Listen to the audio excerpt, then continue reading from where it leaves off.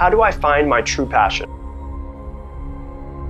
Most people don't know what their true passion is. What I usually tell people is this: you'll usually find a passion, some sort of passion, and something that you could pursue as a passion to make money at the crossroads or the intersection of what you're good at and what you love to do. So what is something that you're good at? What is something that you love to do? What is something that you would do for free? Because there's a ton of different ways to make money. Once you get outside of the corporate world or working for somebody else, what you'll find is there's a ton of ways that you can make money. And some people make crazy amounts of money doing things that you'd never think of. Some people make millions of dollars putting up YouTube videos. Some people make millions of dollars playing video games. Some people make millions of dollars doing all of these crazy things, selling stuff on Craigslist. None of those might be your passion, but it shows you that there's tons of different ways to make money once you step outside of the box and realize that you don't have to be employed by somebody else. So to answer your question, if your question is, how do you find your passion? A couple steps that you could possibly take that might help you is to think about, what do you love to do now? What do you love to do? What do you do in your free time? Another thing that you could think about is, what did you used to love to do as a kid? Before you got into college, before the real world hit you, before you had kids, before you had a real job, all of these things, what did you love to do as a kid? Here's what you have to realize though. You don't want to go in with the intention of making money. What you want to go in with is, how do you find something that you're passionate about? And that could be something that you did as a kid. It could be something that you haven't even done yet. If you're trying to find something that you're passionate about, one of the questions that I have for you is, when was the last time you stepped outside of the box and stepped outside of your comfort zone and did something that you've never done before? If you start pushing yourself outside of your comfort zone, start doing new things and stop doing the same thing every single day and every single week, you might find something that you love, and you might find something that you're passionate about as well. I will tell you this though, it might not happen right away. It might take time. It may take 6 months till you figure out what it is. It might take you 5 years like it did for me. It might take you longer than 10 years to find out what you're truly, truly passionate about. But what I always tell people is this: keep it in the back of your mind of thinking about, what am I passionate about? And keep it in the back of your mind, and life will start to leave clues. The universe will start to leave clues of these different things that you could possibly do that could be a passion of yours. One of the things I always tell people is that if you keep it in the back of your mind, it's kind of like when you buy a car, and then after you buy the car, you see it everywhere. The reason why is because that car is now part of your mind. It's in your mind somewhere. And you start to see it, you start to notice it when you didn't notice it before. If you think, how can I become passionate at something? What am I passionate about? You keep it in the back of your mind, you'll start to notice little clues all over the place. Whether you find it, whether you don't, I don't know. It might take some time. It might take you a couple hours. It might take you a couple years. But if you try to actually figure out, what am I passionate about, and keep your mind open to the opportunity of finding something that you're passionate about, one day you might actually find out what it is.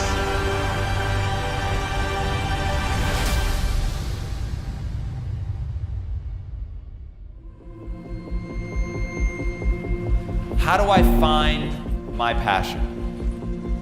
Asking how you find your passion makes the assumption that your passion has been lost somewhere. Your passion has not been lost. Your passion has never been developed.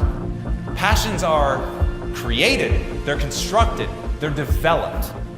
And it starts with interest.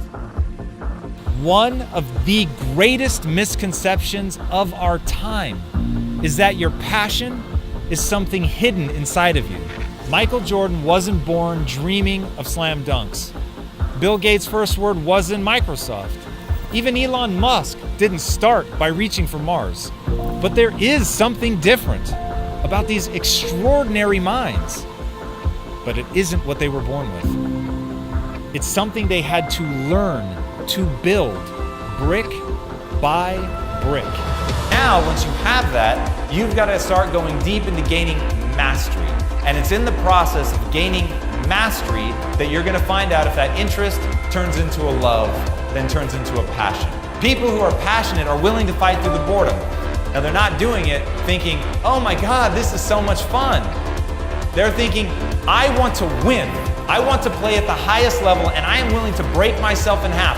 And this is the thing that I cannot get entrepreneurs to understand. If you want to be great, I promise you, as Tommy said, you already have in you what you need, which is the ultimate evolution-approved ability to adapt. So you can change to get great.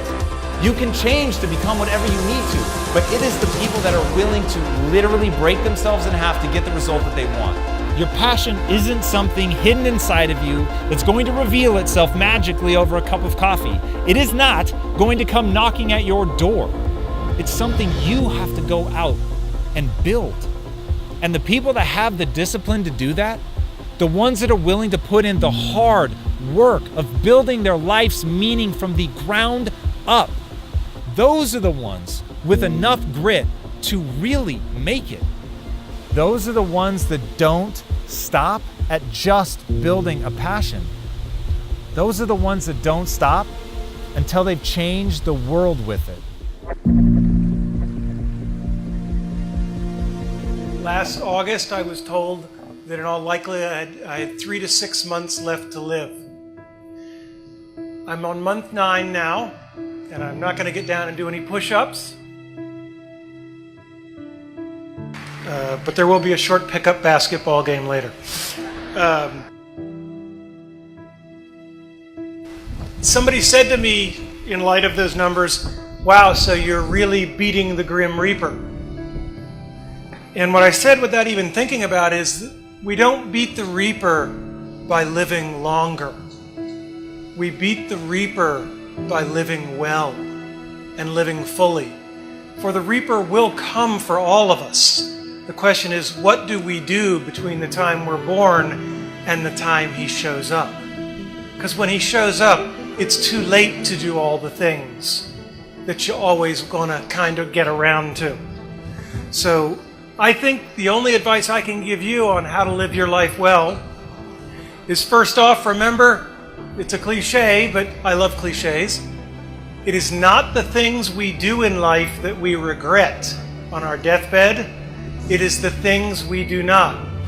Because I assure you, I've done a lot of really stupid things, and none of them bother me. All the mistakes and all the dopey things and all the times I was embarrassed, they don't matter. What matters is that I can kind of look back and say, pretty much any time I got a chance to do something cool, I tried to grab for it. And that's where my solace comes from. The second thing that I would add to that, and I didn't coordinate on the subject of this word, but I think it's the right word that comes up, is passion. And you will need to find your passion. Many of you have already done it, many of you will later, many of you may take till your 30s or 40s, but don't give up on finding it, right? Because then all you're doing is waiting for the Reaper. Find your passion and follow it. And if there is anything I have learned in my life, you will not find that passion in things. And you will not find that passion in money. Because the more things and the more money you have, the more you will just look around and use that as the metric, and there will always be someone with more. So your passion must come from the things that fuel you from the inside. And honors and awards are nice things, but only to the extent that they regard the real respect from your peers. And to be thought well of by other people that you think even more highly of is a tremendous honor that I've been granted. Find your passion, and in my experience, no matter what you do at work or what you do in official settings, that passion will be grounded in people. And it will be grounded in the relationships you have with people and what they think of you when your time comes.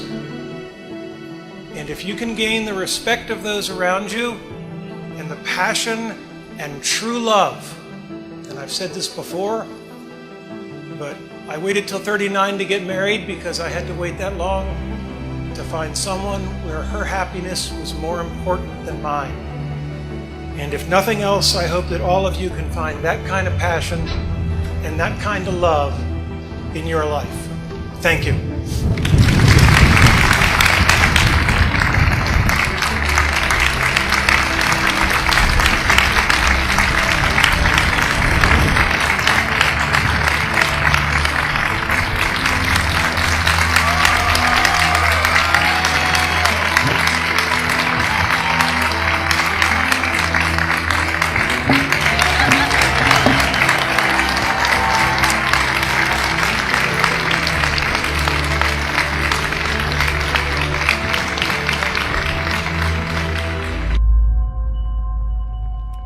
When asked what surprised him most about humanity, the Dalai Lama answered, "We sacrifice our health in order to make wealth. Then we sacrifice our wealth in order to get back our health." We're so anxious about what will happen in the future that we don't enjoy the present. The result being, we don't live in the present or the future.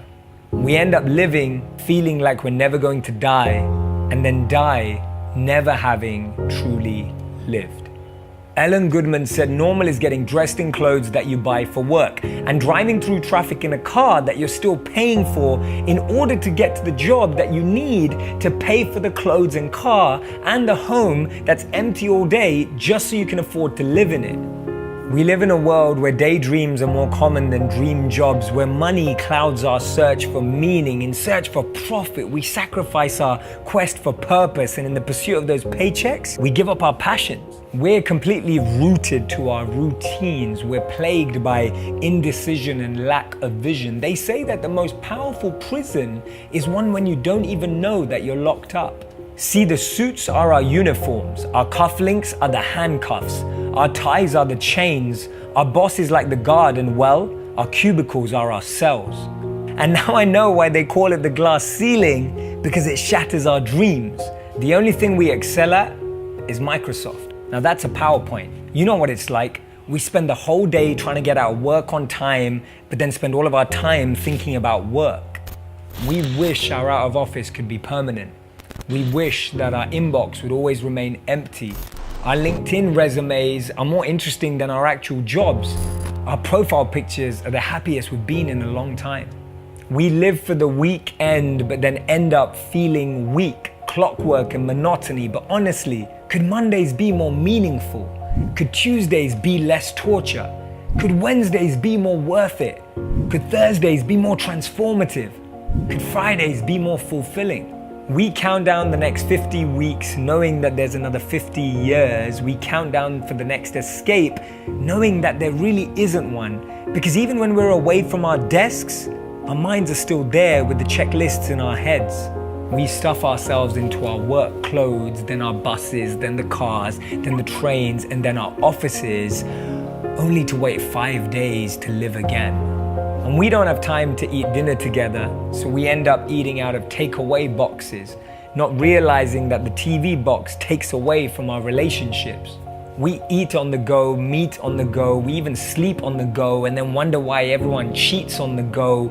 We're told it's normal to have a 9 to 5. It's a 9 to 9. And it's fine if you don't get enough time with the person you love it took you so long to find. It's normal to work late nights for that next holiday. We work 11 months in a row for 1 month of leave with pay. Hey, who came up with that? It's not normal. We have to reclaim our lives because right now we can all barely survive. And because when he comes late home from work, she says, "You work so hard for a job that would replace you tomorrow if you drop dead." And he says, "I don't have time for this right now." And then she says, "Nothing ever changes." We force ourselves out of bed to live the same day again and again and call it a life. Imagine this for a moment. What if Oprah listened to her haters and doubters? What if Steve Jobs settled for a real job? What if The Rock never broke through depression? What if Ellen never overcame the bullying? Imagine a world where everyone lived their passion. We'd be better people, we'd be better partners, we'd be better parents. See, I've never seen a strong person with an easy past. We all have a passion, we all have a genius inside us, we have that potential. I know that we've all been in that position, feeling confused and seriously lacking mission, but then I ask myself, at the end of my life, what will I regret? And the answer is clear. The pain of regret far outweighs the pain of risk. So next time you're going through challenges, just remember this. A winner is just a loser who tried one more time. All you need is one person to say yes. One moment can change everything. There are decades where nothing happens, and there are days where decades happen. A year from now, you will have wished you started today.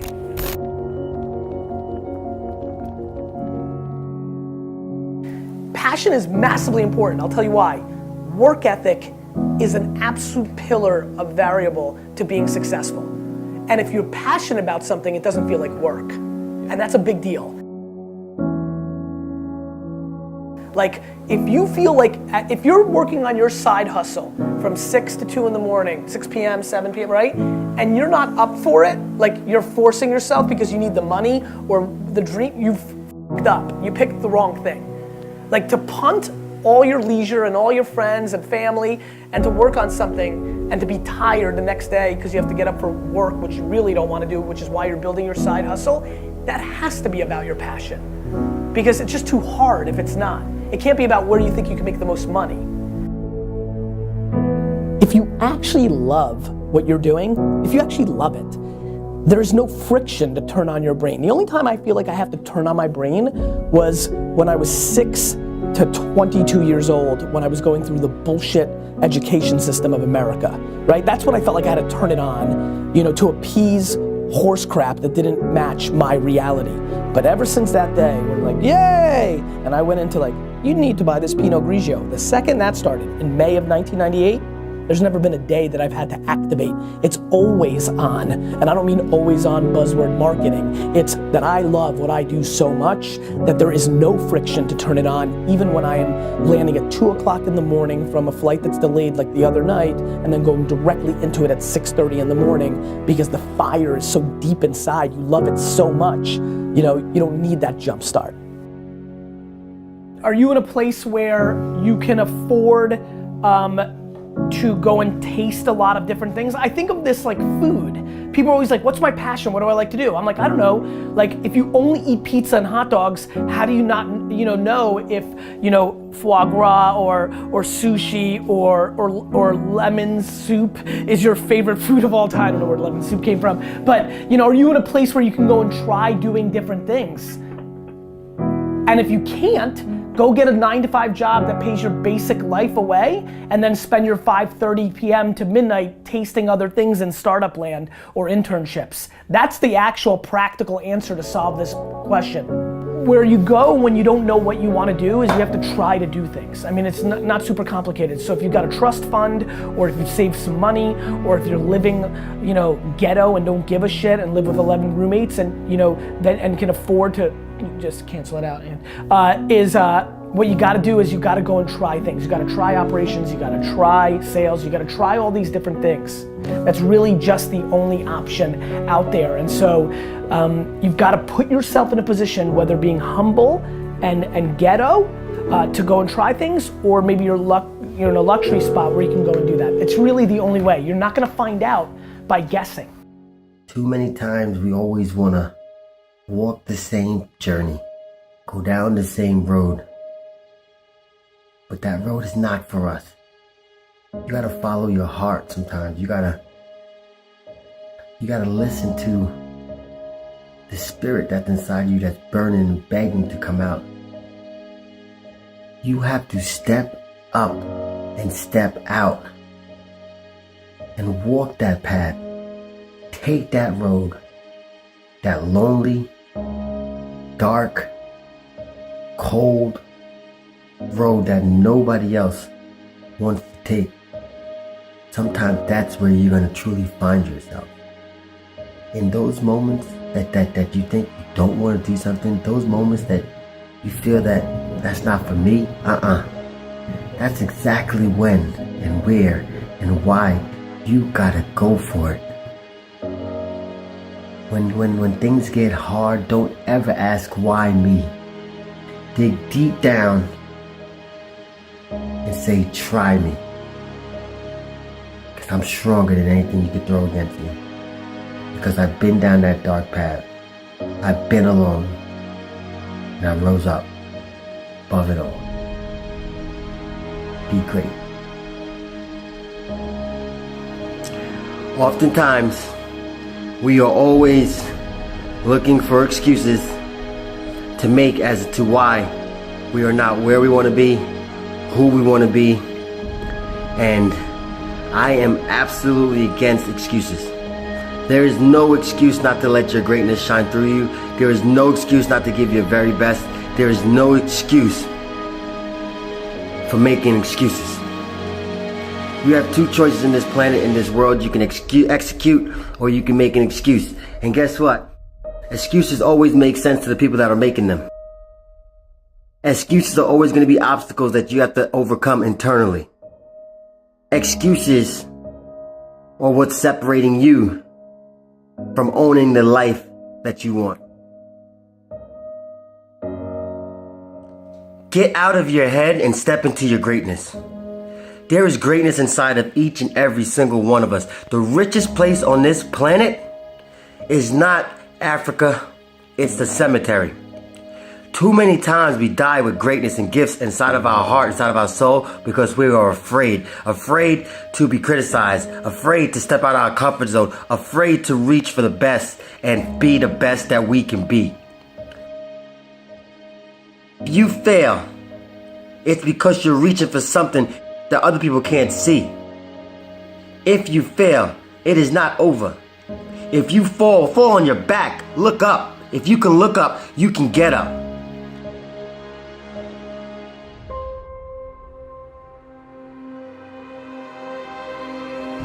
It's going to be hard. It's going to get tough. It's going to be bumps in the road. Don't depend on anybody else to see your vision. Don't depend on anybody else to believe in your goals. And more than likely, those same very people that you want, that you desire to believe in your goals, to believe in your dreams, to believe in your vision, won't be there. For those who are not where they want to be at this very moment, hold on to your vision, but let go of all the excuses that you can make. Leave the excuses yesterday. Bring your passion and your purpose today.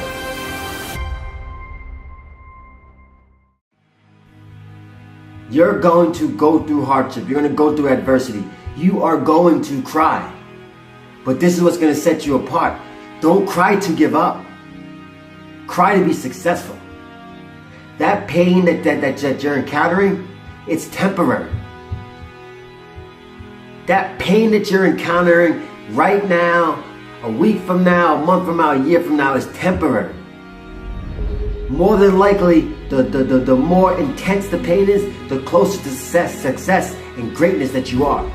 The more intense that pain is, the closer to success you are. So cry, not to give up, but cry to be successful. In your times of struggle, that's when you develop character. That's when you develop the real you. A man's character is tested in moments of great danger, of sacrifice. You need courage to succeed in life. Screw the calendar. Screw it. I don't care if it's 2018, 2019. It doesn't matter. You have to make a conscious decision right now, right here, to be a better you. For you. For the person in the mirror. Until you make a conscious decision and a sacrifice to better yourself, I don't care what day of the month it is. And I didn't post this on the 1st. I didn't post this on New Year's Eve, because you know why? That's bullshit. You make a conscious decision to go and attack your goals. Remember this, when it hurts and it's the hardest and the darkest, that's when you have to believe the most. That's when God is giving you the biggest test to see if you really want what you say you want. Too many of us complain, and do nothing about it. Enough's enough. The difference between a coward and a hero is that hero got hit with the same obstacles that coward got hit with, but he never gave up. He persevered. He pushed through. No one ever remembers that guy that quit. Nobody ever remembers that person that talked about how great they was. Everybody remembers the person that showed how great they was. Every single one of us has a little bit of greatness in us. Don't let anybody tell you what you can't do. Believe in yourself. Get out your own mind. Step into greatness. Somebody's opinion of you is not your reality. You have to be you. Everybody else is taken. You have to make a decision, not yesterday, not tomorrow, not any other day besides right here, right now. I failed. I made my move before I was ready. I took a risk. It didn't pay off the way I wanted it to, but I learned. You don't lose if you learn. Whatever you think you're doing, whatever you got an idea, just grab life by the horns, go for it. Stop waiting. Don't look for anybody else's approval. Take a chance, take a risk, and you will never know. There's nothing worse than what if and regret. Make it happen. Jump. Make your move. Pain. What is pain to you? Do you understand? Do you even know what pain is? Stop running from it. Embrace the pain that you're going to feel when you're trying to do something great. You have to understand, you have to know that with greatness comes pain. Pain can't be your enemy, it has to be your friend. You have to learn to embrace that pain. You have to learn to dig deep. When you feel that pain in your heart, when you feel that pain in your legs, the pain in your arms, you gotta learn to push through, dig a little bit deeper. Just know that that other person on the other side that wants to conquer you, wants to defeat you, is going through the same thing. Who's gonna win? Who's gonna impress their will upon the next man, the next woman, the next person that's gonna struggle through the pain? Dig deep. When you're sick, you gotta dig even deeper. When you're tired, dig even deeper. When you're feeling pain, dig a little bit deeper. On the other side of pain is greatness. How bad do you want to be great? Live with the pain. Embrace it.